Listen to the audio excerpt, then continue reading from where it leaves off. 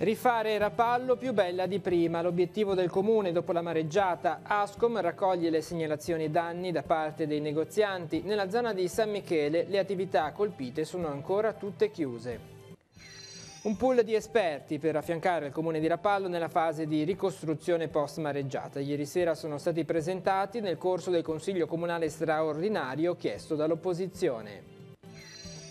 Il progetto di messa in sicurezza del Rupinaro a Chiavari pronto a partire, ma una norma ministeriale di fatto blocca la ricostruzione dei 3 ponti alla foce. Lo stato di impasse difficile da superare. Il Banco Alimentare della Liguria dà concretezza alle speranze dei poveri. Sabato si terrà la colletta nazionale, ma al magazzino di Genova il lavoro è quotidiano e mette in rete volontari e associazioni. Celebrata oggi la giornata mondiale per l'infanzia e l'adolescenza. Nel 2017, secondo Save the Children, sono morti 6,3 milioni di bambini a causa di malattie, guerre e calamità naturali. Il metodo di lavoro per l'allenatore di calcio, l'esperienza di Archimede Graziani, mister dell'Avellino, portata a Chiavari. Sulla vicenda Virzotentella, il calcio le ha tolto tutto quello che poteva toglierle.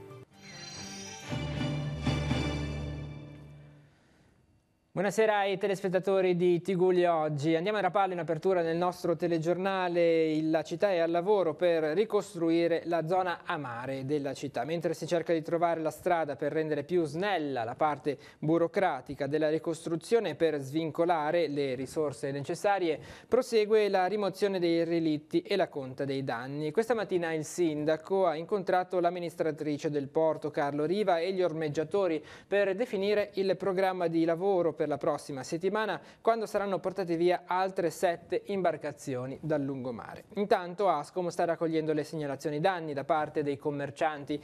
Nella zona di San Michele di Pagana le attività colpite sono ancora tutte chiuse. Siamo andati a vedere. Si lavora a San Michele di Pagana per mettere in sicurezza quello che la mareggiata epocale del 29 e 30 ottobre ha distrutto. La passeggiata a mare porta tutti i segni delle onde e ha ceduto su più punti.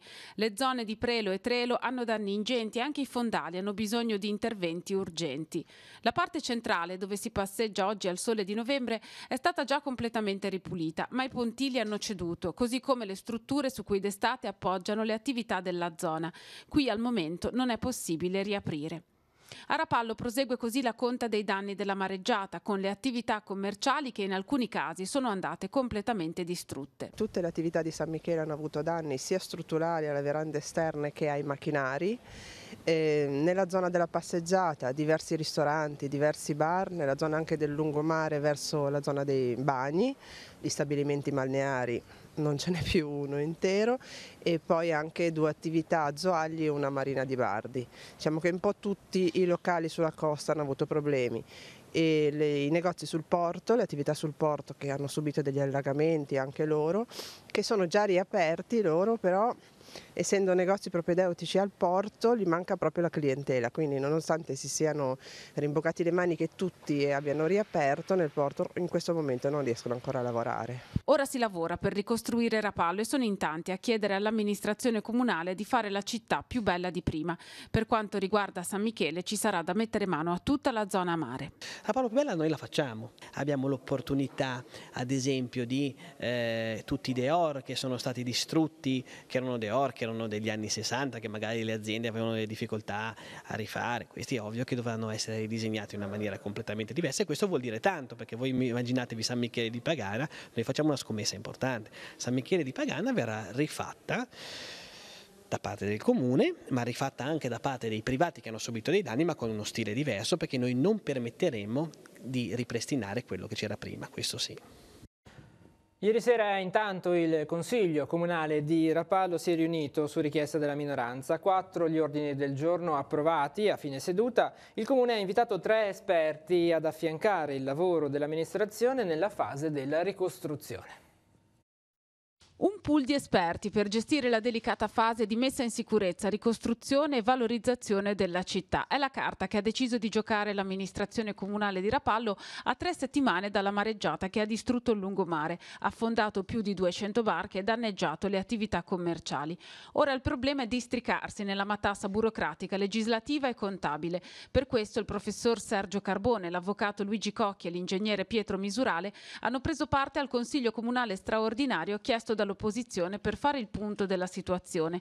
4 gli ordini del giorno approvati alla fine della discussione. C'è stata una condivisione da parte di tutte le forze politiche con l'approvazione di 4 ordini del giorno. Il primo e per i primi 2 presentati al capogruppo del Partito Democratico, in particolare il primo a sostegno soprattutto dei pescatori, degli operatori, e poi il secondo sul San Francesco per raccomandare al sindaco, alla giunta e al più presto il riavvio dei lavori che sono fondamentali per la messa in sicurezza e anche per le ricadute sulla viabilità della nostra città.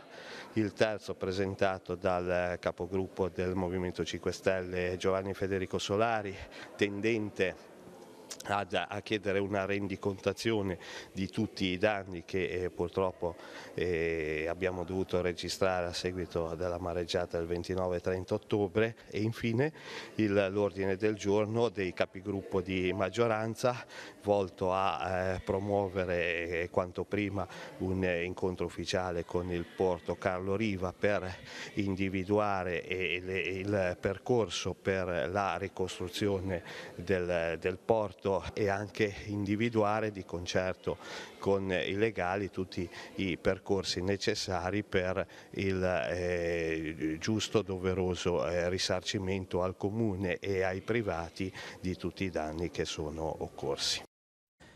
E ripristinare al più presto la diga del porto per garantire le condizioni di sicurezza dell'abitato cittadino e, se necessario, valutare accorgimenti migliorativi alla struttura per aumentarne la capacità produttiva. È quanto chiede in una lettera il sindaco di Santa Margherita Ligure, Paolo Donadoni. Attualmente il porticciolo è chiuso a partire da Piazzale Cagni fino alla fine della banchina, tratto che presenta gravi danni strutturali. Vediamo proprio le foto. Il più evidente è quello che maggiormente pregiudica la sicurezza dell'abitato cittadino è la breccia aperta sia a 2/3 della diga. Nella missiva del sindaco si chiedono urgentemente la messa in sicurezza e il consolidamento della banchina e delle fondazioni del molo, il ripristino della scogliera a protezione del muro paraonde e la sistemazione di quest'ultimo e della sua pavimentazione. E da oggi a Chiavari è possibile raccogliere la legna spiaggiata durante la mareggiata di fine ottobre e utilizzarla per essere bruciata in impianti termici civili. Notizia che andiamo a leggere sul nostro sito teleradiopace.com. La raccolta per il solo uso personale potrà avvenire fino al 31 gennaio. Dalle 7 alle 17 dal lunedì al sabato. Il trasporto dovrà essere effettuato esclusivamente sulla viabilità esistente. Il materiale che dopo questa data sarà ancora presente sulle spiagge del litorale chiavarese dovrà essere raccolto dall'amministrazione e smaltito con relativi costi in impianti per il trattamento delle biomasse. E continua la stretta del freddo sul Tigullio. Questa notte sulla costa le temperature si sono attestate tra i 5 e i 7 gradi, valori più bassi nell'entroterra, con la colonnina di mercurio che ha sfiorato i -7 sulla vetta del Monte Bue. Qui, come al Prato della Cipolla e a Rocca d'Aveto, è ancora presente un leggero strato di neve caduta nei giorni scorsi. Altra ne potrebbe arrivare nelle prossime ore, quando è previsto il transito veloce di una debole perturbazione che tra questa notte e il domani mattina determinerà precipitazioni sparse nel complesso deboli. Sul settore centrale sono attese piogge moderate od occasionali rovesci lato costa. Nell'entroterra savonese possibili nevicate fino al fondovalle, quota neve in progressivo rialzo dal pomeriggio con fenomeni che andranno progressivamente ad esaurirsi sul Levante. Il progetto di messa in sicurezza del Rupinaro a Chiavari sta vivendo una fase di impasse. L'amministrazione ha espletato tutte le procedure per dare il via libera ai lavori di un progetto cofinanziato da Stato, Regione e Comune. L'intoppo risiede in una norma del Ministero dei Lavori Pubblici di recente emanazione che di fatto blocca l'esecuzione di una parte del progetto, quella relativa all'abbattimento e ricostruzione dei 3 ponti alla foce del Rupinaro. Vediamo perché. A che punto è questo progetto? Allora, il progetto che è un progetto cofinanziato Stato, Regione, Comune e riguarda tutto il tratto del Rupinaro e fra questo comprende anche il rifacimento di 3 ponti. Ora, sul rifacimento specifico dei ponti siamo in questo momento fermi per via del fatto che è uscito da poco dal Ministero dei Lavori Pubblici una normativa sul franco che bisogna rispettare, che di fatto l'ha portato da circa 50 cm a 1,5 m. Ovviamente questo ci sta portando delle grosse difficoltà perché il Rupinaro passa in mezzo alle case e 1,5 m rispetto all'attuale livello ovviamente diventa in alcuni casi proprio non fattibile. Quindi stiamo lavorando con Regione Liguria e col Ministero per capire se esiste una soluzione che ci permetta ovviamente di rispettare il territorio ma di poter attivare queste progettazioni che per noi sono già alla fase pre-esecutiva e quindi diciamo che noi saremo pronti per chiudere e per poter appaltare. Saresti in grado di partire, diciamo? Assolutamente saremo in grado a brevissimo tempo di partire, ovviamente a step successivi perché i ponti, l'abbattere e creare un ponte crea problemi di viabilità importanti, ma riusciremo a breve a fare il primo, il secondo e poi sino all'ultimo in modo da garantire a questo torrente una sua dignità che non vada a intaccare ogni volta che c'è un momento particolarmente straordinario la vita dei cittadini chiavaresi. Ed è stato approvato il programma triennale dei lavori pubblici 2019-2021 del Comune di Lavagna, che prevede investimenti complessivi per oltre 14 milioni di euro. Il documento, insieme all'elenco annuale dei lavori per il prossimo anno, è stato varato dalla Commissione prefettizia. Per il 2019 sono previsti interventi per 5,6 milioni di euro. La somma maggiore, quasi 3 milioni di euro, è destinata alla regimazione idraulica del Rio Rezza. 900.000 euro saranno spesi per mitigare il rischio idraulico del torrente Barassi e mettere in sicurezza il centro di Caviborgo. La previsione di spesa per il 2020 invece è di 5,4 milioni di euro con 3,3 milioni destinati ancora alla mitigazione del rischio idraulico del torrente Barassi. Il piano prevede infine per lavori per 3,9 milioni di euro nel 2021, la fetta più grossa, 2 milioni, se ne andrà per la regimazione idraulica del torrente Fraviga. Viene accantonato per il momento il progetto di ridefinizione della viabilità all'uscita del casello autostradale di Lavagna in quanto si sta ancora aspettando il via libera del progetto da parte del Ministero dei Trasporti. Per la Liguria sono in arrivo 2,3 milioni di euro su 12 di budget complessivo da 5 progetti transfrontalieri Italia-Francia per la prevenzione e gestione congiunta dei rischi derivanti da incendi. L'obiettivo è attivare azioni strategiche per la lotta agli incendi sia a fatto compiuto per arginarne le conseguenze sia a favore della prevenzione e comunicazione del rischio.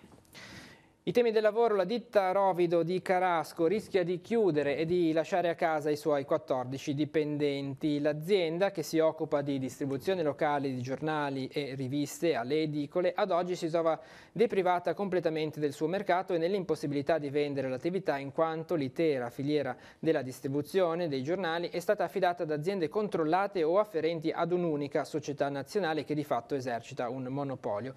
Nonostante le istanze inviate all'autorità garante per la violazione delle norme per la tutela della concorrenza e del mercato, a distanza di 11 mesi dalla prima segnalazione l'Agicom non è ancora intervenuta. Se la risposta non arriverà nelle prossime settimane, la Rovido si troverà costretta a dichiarare il fallimento e licenziare i lavoratori. A sottoporre nuovamente il caso all'autorità garante, chiedendo una risposta immediata al parlamentare dei 5 Stelle Roberto Traversi. E il Consiglio regionale ha approvato all'unanimità la proposta di legge sull'istituzione dell'albo regionale dei comuni aderenti al baratto amministrativo, strumento introdotto dal decreto Sblocca Italia che offre la possibilità ai cittadini in difficoltà economiche di saldare i propri debiti con il fisco mettendosi a disposizione del proprio comune per effettuare lavori socialmente utili. Il testo è a firma dei consiglieri regionali Andrea Costa e Giovanni De Paoli. Oltre 6.000 volontari e 482 supermercati coinvolti. Sono i numeri della nostra regione per quanto riguarda la colletta alimentare che sarà realizzata sabato prossimo. Come tutti gli anni l'invito è a donare generi alimentari per le persone in difficoltà. La giornata è curata dal Banco Alimentare Ligure che sostiene 394 strutture caritative per oltre 50.000 bisognosi. Siamo stati nei giorni scorsi al magazzino di Genova Bolzaneto per seguire le preparazioni di questa iniziativa. L'impegno del banco tuttavia si articola tutti i giorni dell'anno. Sentiamo. Pronto, Banca Alimentare, buongiorno. Il lavoro al Banco Alimentare della Liguria è quotidiano e si fonda su uno straordinario intreccio di reti, di volontari, di associazioni e di persone che ricevono il sostegno. Nel magazzino di Genova Bolzaneto vengono stoccati gli alimenti assegnati dall'Europa e quelli raccolti ogni giorno da mercati, negozi o grandi market. Al mattino i volontari di organizzazioni, enti e comunità giungono con i loro mezzi per caricare i pacchi che andranno a famiglie in difficoltà. Ci sono famiglie che grazie anche al vostro aiuto poi sono riuscite a ripartire? Ce ne sono stati una decina che venivano a prendere il pacco, poi sono arrivati e hanno detto non lo prendiamo più perché da questo mese abbiamo iniziato il lavoro. Ti assicuro che è una soddisfazione enorme. Ruggero invece è il papà della casa famiglia a braccia aperte. Cerca omogeneizzati e prodotti per i bambini che non sono sempre disponibili. Noi la chiamiamo provvidenza, ecco, quindi gratuitamente diamo e gratuitamente riceviamo, quindi non quello che veniamo sempre stupiti perché riceviamo sempre di più di quello che ci aspettiamo. Suor Cristina e le religiose di Sant'Anna poi raccolgono alimenti per la loro comunità di minori. Dovuto alla situazione attuale in cui vive l'Italia, tanti italiani si sentono in confidenza con le suore a dire la loro situazione di povertà e ci chiedono aiuto. Volontari che incontrano volontari. Al magazzino ci sono quelli del banco, alcuni danno una mano all'ingresso, altri caricano i bancali, altri ancora curano l'organizzazione dagli uffici, come Marcello che di anni ne ha ben 80. Ho iniziato la Banca Alimentare giù in magazzino. E l'ho fatto per 10 anni, aiutando molti nuovi volontari ad apprendere la tecnica di approntamento. A mia volta sono volontaria in un'associazione di consegna pacchi e cena al giovedì sera. Da quando sono in pensione vengo qui anche al mattino, al pomeriggio, quando posso.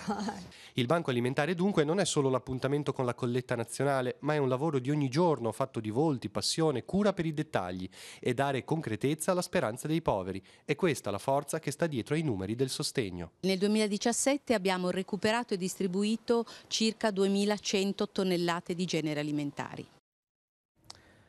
La cronaca, intervento dei Vigili del Fuoco questo pomeriggio, poco dopo le 16, sull'Aurelia, all'altezza del bivio per Sant'Andrea di Rovereto, nel comune di Chiavari. Per causa in via di accertamento un'auto ha preso fuoco. Sul posto sono per spegnere le fiamme i pompieri del distaccamento di Chiavari. La strada è stata chiusa al traffico per consentire l'intervento, sul posto anche i carabinieri.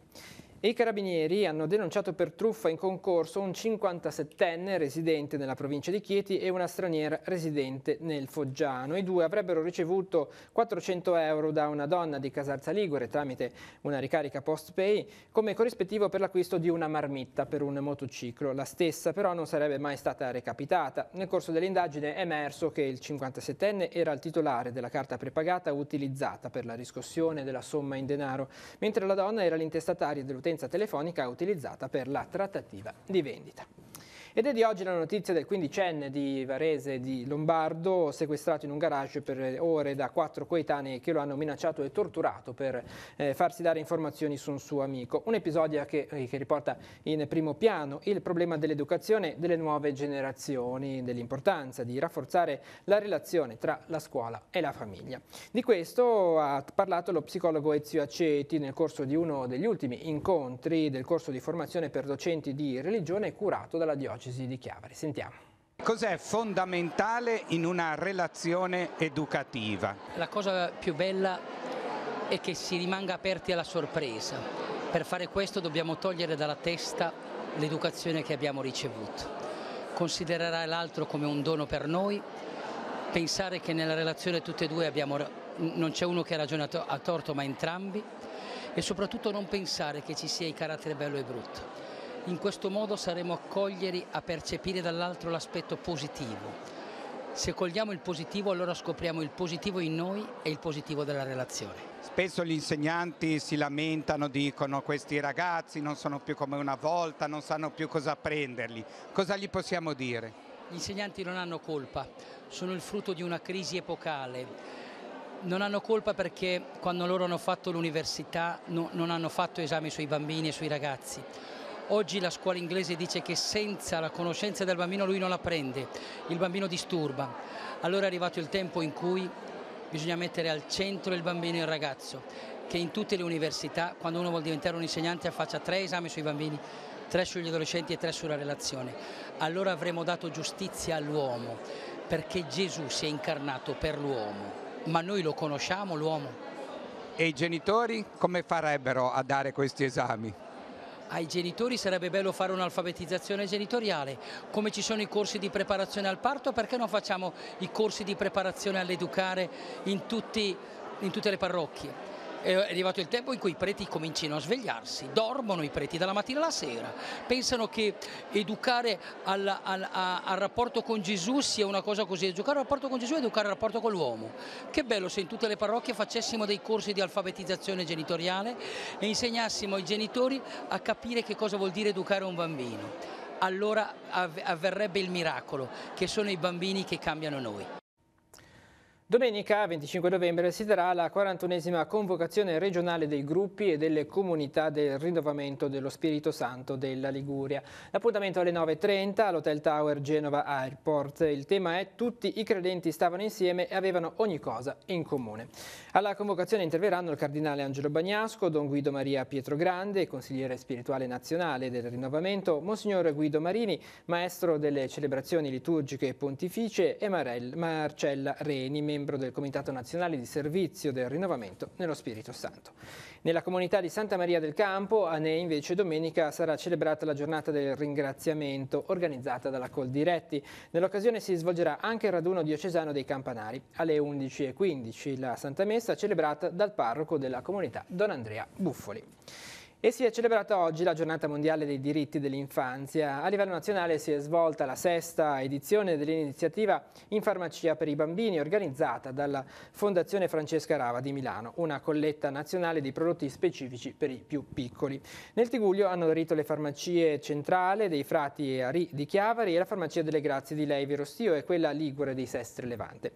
La raccolta sarà destinata all'Istituto per il Baliatico, che è stato presente con propri volontari. In occasione di questa giornata dedicata ai diritti dell'infanzia sono stati diffusi i dati sull'infanzia negata in tutto il mondo. Sentiamo. Nel 2017 sono morti circa 6,3 milioni di bambini sotto i 15 anni, 5,4 nei primi 5 anni di vita, 2,5 erano neonati, di fatto uno ogni 5 secondi, molto spesso per cause che si potevano prevenire. È solo uno dei drammatici dati che caratterizzano l'universo dell'infanzia e che parla dei diritti dei bambini violati. Il 20 novembre si celebra in tutto il mondo la Giornata internazionale dei diritti dell'infanzia e dell'adolescenza. La data ricorda il giorno in cui l'Assemblea Generale delle Nazioni Unite adottò nel 1989 la Convenzione ONU sui diritti dell'infanzia e dell'adolescenza. Sono oltre 190 i paesi nel mondo che hanno ratificato questa convenzione. L'Italia l'ha fatto nel 1991.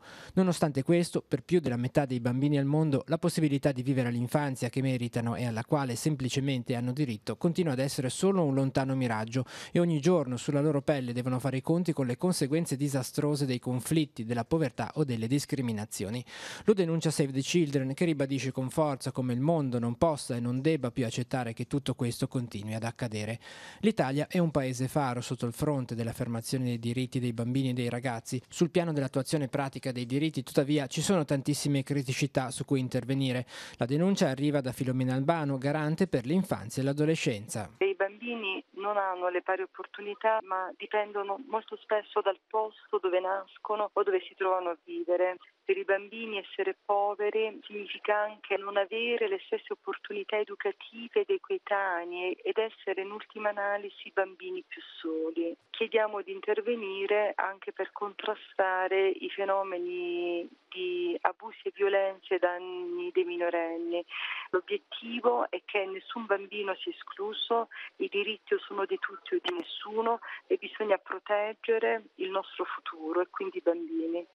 La città di Lavagna celebra la giornata internazionale per l'eliminazione della violenza contro le donne. Venerdì prossimo, a partire dalle 9:30, dalla panchina di Piazza della Libertà, si snoderà il corteo I Passi della Vergogna, destinazione l'Auditorium Campodonico, dove si terrà un momento di riflessione e incontro a cui parteciperanno anche gli alunni delle scuole medie Don Gnocchi di Lavagna con uno spettacolo teatrale e quelli dell'Istituto Caboto con una serie di letture.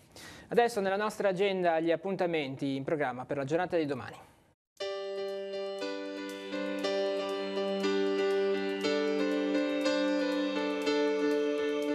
Appuntamenti in agenda per mercoledì 21 novembre. Come ogni mercoledì è aperto alle visite il Museo Diocesano. Le opere esposte saranno visitabili dalle 10 alle 12 al primo piano della Curia Vescovile in piazza Nostra Signora dell'Orto 7 a Chiavari.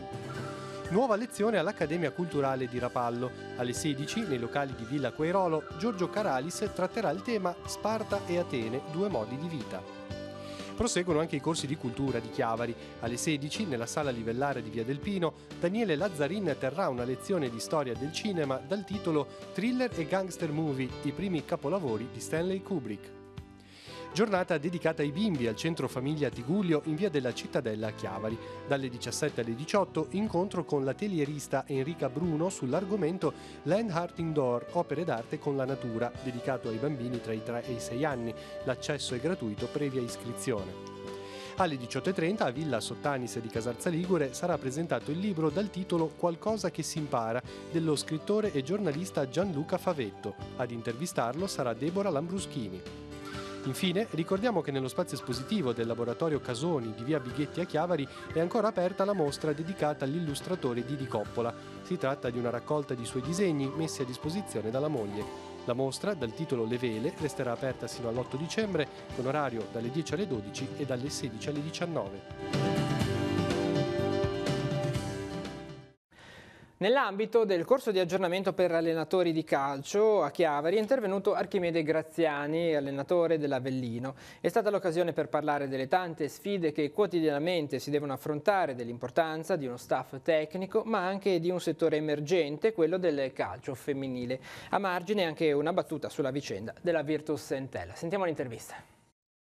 Anche il calcio non è immune ad un mondo in continua evoluzione alla ricerca di metodologie di lavoro sempre più innovative ed efficaci. Su queste tematiche si è concentrato l'incontro di aggiornamento per gli allenatori promosso dalla sezione AIAC del Tigullio. Ospite della serata Archimede Graziani, allenatore dell'Avellino Calcio. Il calcio non può e non deve rimanere sempre il solito. Le necessità e gli studi nuovi hanno portato a nuove metodologie di lavoro e quindi attraverso anche una fisiologia umana di tutto quanto viene poi programmato il lavoro quotidiano. Il ruolo dell'allenatore si armonizza con quello di uno staff tecnico che lavora per una settimana intera per poi cogliere i frutti durante la partita. Dove inizia con lo studio della settimana, quali sono i mezzi da dover allenare e soprattutto a seconda del momento e dei risultati che vengono fatti alla domenica. Quindi è un aspetto che coinvolge sia la metodologia che l'aspetto programmatico che mentale. Un settore in crescita è quello del calcio femminile che, non senza fatica, sta prendendo piede anche in Italia. L'Italia attualmente è indietro, non lo era magari una ventina di anni fa, perché le nazionali hanno partecipato ai campionati del mondo e poi sono stati anni di blackout, quest'anno si è qualificata la nazionale mondiale che sarà nel 2019 in Francia. Si tratta di recuperare un gap che attualmente c'è sicuramente e che è figlio comunque di una certa, tra virgolette, arretratezza del nostro mondo. Infine, visto il contesto chiavarese dell'incontro, un pensiero è andato anche alla vicenda della Virtus Entella. Se c'è una società seria nel panorama calcistico italiano, perché è gestita da un presidente importante, da una persona per bene, e quindi secondo me l'Entella gli è stato levato tutto quello che il calcio italiano poteva levargli, però sono certo che le persone e soprattutto il presidente, ma anche i direttori e tutto quanto, sono pronti a riportare l'Entella dove merita. Con questo servizio si conclude questa edizione di Tigulli Oggi. L'informazione torna domani alle 7:30 con il buongiorno di Teleradio Pace, poi alle 12:45 la prima edizione delle TG13. Tutte le notizie le trovate sul nostro sito teleradiopACE.com. Grazie per essere stati con noi, buon proseguimento di serata.